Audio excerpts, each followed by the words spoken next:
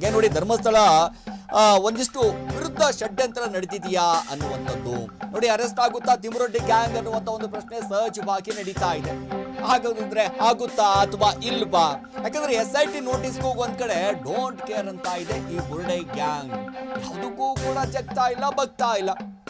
ನೋಡಿ, ವಿಚಾರಣೆಗೆ ಬಾರದಂತ ತಿಮುರೊಡ್ಡಿ, ಮಟ್ಟಣ್ಣವರ್, ಜಯಂತ್, ವಿಠಲ್ಗೌಡ 4 ಜನ ಕೂಡ SIT ಅಧಿಕಾರಿಗಳು ಖಂಡಿತವಾಗಿ ನೋಟಿಸ್ ಕೊಟ್ಟರು ಕೂಡ ಏನು ಕೂಡ ಬರಲಿಲ್ಲ.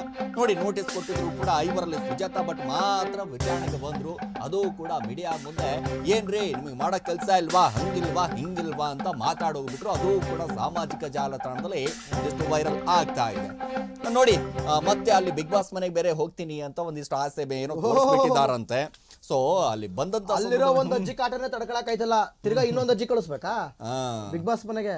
ನೋಡಿ, ಅದು ಕೊನೆ ಆಸೆ ಇದೆ ಅವ್ರದ್ದು ಕೂಡ. ಆ ಆಸೆನ ನಿಭಾಯಿಸ್ಬೇಕಲ್ವಾ ನೀವು? ಯಾಕಂದ್ರೆ ಬಿಗ್ ಬಾಸ್ ಮನೆಗೆ ಹೋಗ್ಬಿಟ್ಟು ಏನೋ ಒಂದು ಆಟ ಆಡಬೇಕು. ಸೀಸನ್ 12ರಲ್ಲಿ ಹೋದ್ರೆ ಹೋಗ್ಬೋದು, ವೈಲ್ಡ್ ಕಾರ್ಡ್ ಎಂಟ್ರಿ ಹೇಳಕ್ ಆಗೋದಿಲ್ಲ. ಅಲ್ಲಿ ಹೋಗ್ಬಿಟ್ಟು ಮತ್ತಿನ್ಯಾರ ಮಗಳು ಕತೆ ಕಟ್ಟಿ ಅದನ್ನ ಮತ್ ನಾವ್ ಇಲ್ಲಿ ಕುತ್ಕೊಂಡು ಓದರಂತ ಪರಿಸ್ಥಿತಿ ಬಂದ್ಬಿಡೋದು ಬೇಡ. ನಮ್ಗೆ ಆಲ್ರೆಡಿ ಸುಸ್ತಾಗ್ಬಿಟ್ಟಿದೀವಿ. ಯಾಕಂದ್ರೆ ಈ ದಿನ ಬೆಳಗಾದ್ರೆ ಧರ್ಮಸ್ಥಳ ಪ್ರಕರಣ ಒಂದಿಷ್ಟು ಇತ್ಯರ್ಥ ಆಗುತ್ತೆ, ಇಂದಿಲ್ಲ ನಾಳೆ ಇತ್ಯರ್ಥ ಆಗುತ್ತೆ ಅಂತ ಕಾಯ್ತಾ ಇದೀವಿ. ಕೊನೆಗೂ ಒಂದಿಷ್ಟು ಕ್ಲೈಮ್ಯಾಕ್ಸ್ ಅಂತ ಬಂದ್ಬಿಡ್ತಪ್ಪ ಇದು. ಕ್ಲೈಮ್ಯಾಕ್ಸ್ ಅಂತ ಬಂದ್ಬಿಡ್ತು. ವರದಿಯಲ್ಲಿ ಏನಿದೆಯೋ, ಏನ್ ಕಥೆನೋ, ಏನ್ ಕತೆ, ಚಾರ್ಜ್ ಶೀಟ್ ಸಲ್ಲಿಕೆಯಲ್ಲಿ ಹೆಂಗಿದೆಯೋ ಒಂದಿಷ್ಟು ಬಹಳ ಚರ್ಚೆ ನಡೀತಾ ಇದೆ. ಕುತೂಹಲ ಈಗ ಚಾರ್ಜ್ ಶೀಟ್ ಅನ್ನ ನಾವು ಒಂದು ಡಿಸ್ಕಸ್ ಮಾಡೋದಾದ್ರೆ ಚಾರ್ಜ್ ಶೀಟ್ ಅನ್ನ ಯಾವ ರೀತಿ ಉಲ್ಲೇಖವನ್ನ ಮಾಡಿರ್ತಾರೆ, ಹೆಂಗ್ ಮಾಡ್ತಾರೆ ಅನ್ನೋದೇ ಈಗ ನನಗೆ ಕುತೂಹಲ. ಅದೇ ಆಮೇಲೆ ನಿಮಗೆ ಚಾರ್ಜ್ ಶೀಟ್ ಯಾವತ್ತೂ ಫೈನಲ್ ಆಗಲ್ಲ ಕೋರ್ಟ್. ಈಗ ಆಲ್ರೆಡಿ 183 ಸ್ಟೇಟ್ಮೆಂಟ್ ಅನ್ನ ಕೊಟ್ಟಿರೋದು ಚಿನ್ನಯ್ಯ. ಹೌದು, ಅದರ ಆಧಾರದ ಮೇಲೆ ಚಿನ್ನಯ್ಯ ಕೊಟ್ಟಿರೋ ಸ್ಟೇಟ್ಮೆಂಟ್ ಆಧಾರದ ಮೇಲೆ ತನಿಖೆಗಳು ಆಗ್ತಾ ಇರೋದು. ಹೌದು, ಫೈನಲ್ ಆಗಿ ಕೋರ್ಟ್ ಅಲ್ಲಿ ಚಿನ್ನಯ್ಯ ಏನ್ ಈಗ ಚಾರ್ಜ್ ಶೀಟ್ ಆದ್ಮೇಲೆ ನಾನು ಹೇಳ್ತಾ ಇದ್ದೀನಿ, ಈಗ ಆಗೋಕ್ಕೂ ಮುಂಚೆ ಬಿಡಿ, ಆದ್ಮೇಲೆ ಮತ್ತೇನ್ ಸ್ಟೇಟ್ಮೆಂಟ್ ಕೊಡ್ತಾರಲ್ಲ ಜಡ್ಜ್ ಮುಂದೆ, ದಟ್ ಈಸ್ ಫೈನಲ್. ಈಗ ಉದಾಹರಣೆ ದರ್ಶನ್ ಕೇಸ್ ನಾವು ಉದಾಹರಣೆಗೆ ತಗೊಳ್ಳೋದಾದ್ರೆ, ಚಾರ್ಜ್ ಶೀಟ್ ನಲ್ಲಿ ದರ್ಶನ್ ಒಪ್ಕೊಂಡ್ಬಿಟ್ಟಿದ್ದಾರೆ. ಹೌದು, ನಾನು ಹೊಡೆದಿದ್ದೆ, ಅಲ್ಲಿಗೊಂದೆರಡು ಡೇಟ್ ಹೊಡೆದೆ, ಇಲ್ಲಿಗೊಂದೆರಡು ಡೇಟ್ ಹೊಡೆದೆ ಅಂತ ಒಪ್ಕೊಂಡ್ಬಿಟ್ಟಿದ್ದಾರೆ. ಅದು ನಂಗೆ ಉಲ್ಲೇಖ ಮಾಡಿದ್ದಾರೆ. ಬಟ್ ಕೋರ್ಟ್ ಅಲ್ಲಿ ಅದ್ ನಡೀತದಾ? ಇಲ್ಲ.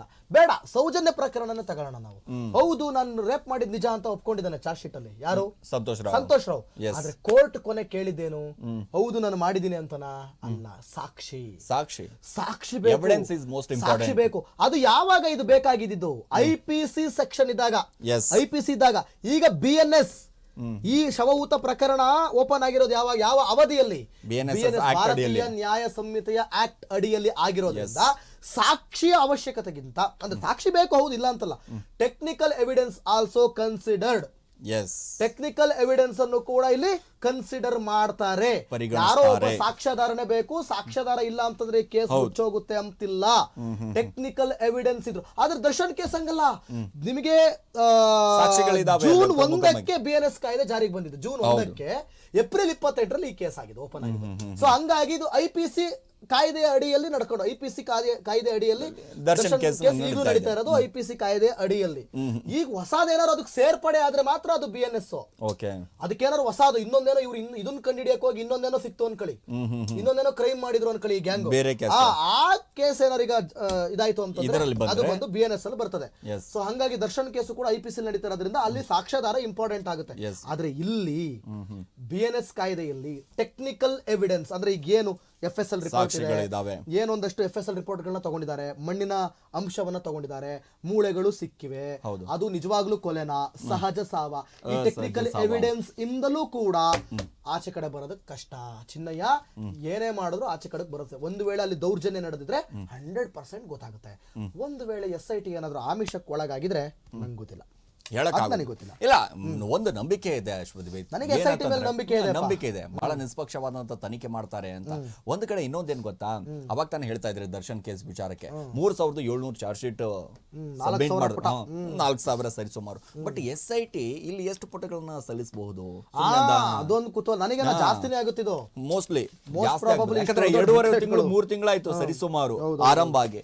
ಸೊ ಅದು ಕೂಡ ಆದ್ರೂ ಆಗಬಹುದು ಅನ್ನುವಂಥದ್ದು ಈಗ ಒಂದು ಕಡೆ ಚರ್ಚೆ ನಡೀತಾ ಇದೆ.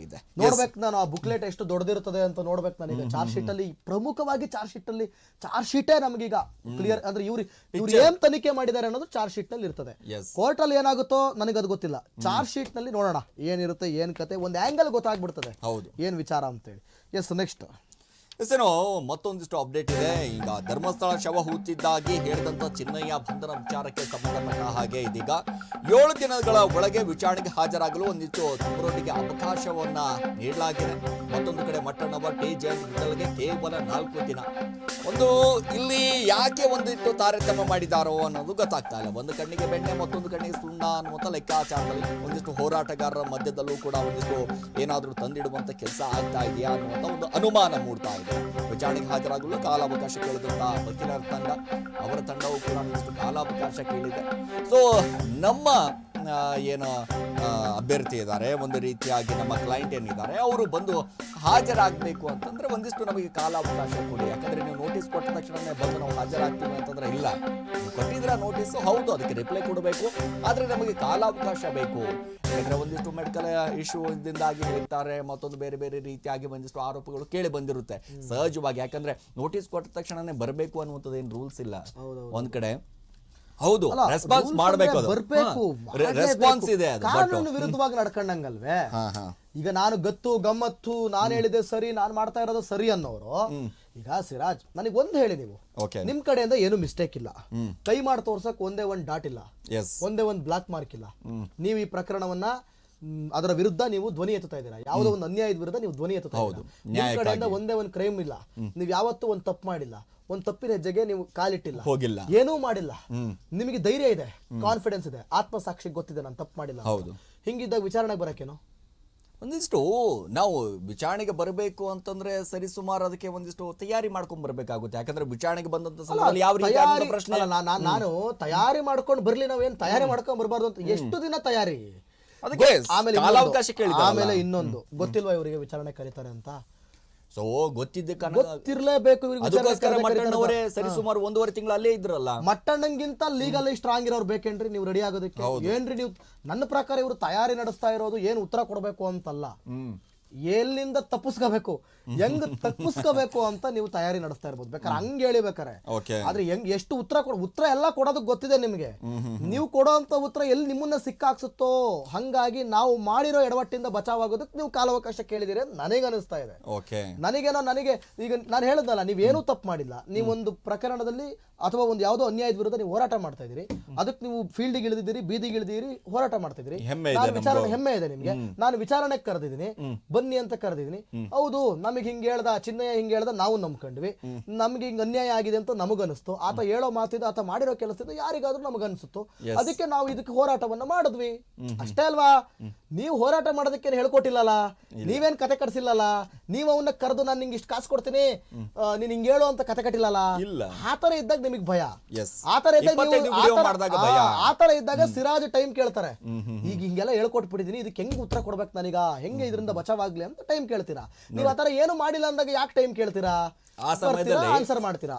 ಆ ಸಮಯದಲ್ಲಿ ಏನಾಗಿತ್ತು ಗೊತ್ತಾದ್ವಿ, ಒಂದು ಕಡೆ ಇವ್ರು ಷಡ್ಯಂತ್ರ ಮಾಡಿದ್ದಾರೆ ಅನ್ನೋದು ಒಂದಿಷ್ಟು ಪ್ರೂವ್ ಆಗುವ ಸಮಯದಲ್ಲಿ ಒಂದಿಷ್ಟು ವಿಡಿಯೋಗಳು ಮಾಡಿ ಇಟ್ಕೊಂಡ್ಬಿಟ್ಟಿದ್ರು. ಒಂದೊಂದು ವಿಡಿಯೋಗಳನ್ನ ಬಿಡ್ತಾ ಇದ್ರು ಗೊತ್ತಾ, ಎಪಿಸೋಡ್ 2 ಎಪಿಸೋಡ್ ಒಂದು ವೆಬ್ ಸೀರೀಸ್ ನೋಡ್ದಂಗ ಆಗ್ತಾ ಇತ್ತು. ಹೌದು, ನನಗೆ ಅದೇ ಅನ್ಸೋದು. ಅದರಲ್ಲಿ ಸೋಷಿಯಲ್ ಮೀಡಿಯಾದಲ್ಲಿ ಇವರು ತನ್ನನ್ನು ತಾನು ಪ್ರೂವ್ ಮಾಡ್ಕೊಳ್ಳೋರು, ಸೋಷಿಯಲ್ ಮೀಡಿಯಾದಲ್ಲಿ ಸಮರ್ಥನೆ ಮಾಡ್ಕೊಳ್ಳೋರು, ನಾವು ತಪ್ಪು ಮಾಡಿಲ್ಲ, ಇವ್ರು ಬರ್ತಾರೆ ಲೈವ್ ಅಲ್ಲಿ ಮಾತಾಡ್ತಾರೆ. ಯಾರು? ಗಿರೀಶ್ ಮಠ. ಕಾನೂನಿನ ವಿಚಾರಣೆಯಾಗಿ ಯಾಕೆ ಹಿಂದೆ ಉಳ್ಕತ್ತವ್ರೆ? SIT ಕರೆದಾಗ ಯಾಕೆ ಹೋಗ್ತಾ ಇಲ್ಲ? ಲೈವ್ ಅಲ್ಲಿ ಬಂದು ಮಾತಾಡೋಕೆ ಇವರಿಗೆ ಜನರು, ಅಂದ್ರೆ ಇವ್ರದ್ದು ಉದ್ದೇಶ ಏನಿರ್ಬೋದು ಹಂಗಾದ್ರೆ, ಜನರು ಮನಸ್ಸಿಗೆ ಏನ್ ತುಂಬಬೇಕೋ, ಜನರು ಮನಸ್ಸಿನ ಪ್ರಕಾರ ಇವ್ರು ಒಳ್ಳೆಯವರಾಗಬೇಕು, ಕಾನೂನು ದೃಷ್ಟಿಲಿ ಇವ್ರು ಎಸ್ಕೇಪ್ ಆಗಬೇಕು. ಹಂಗ ಇದು ಆ ರೀತಿಯೂ ಕೂಡ ಪ್ಲಾನ್ ಮಾಡ್ತಿರ್ಬೋದು, ಇರ್ಬೋದು, ಯಾರಿಗ್ ಗೊತ್ತು. ಓಕೆ, ಮುಂದಿನ ಸುದ್ದಿ ಹೋಗೋಣ. ನೋಡಿ, ಇದು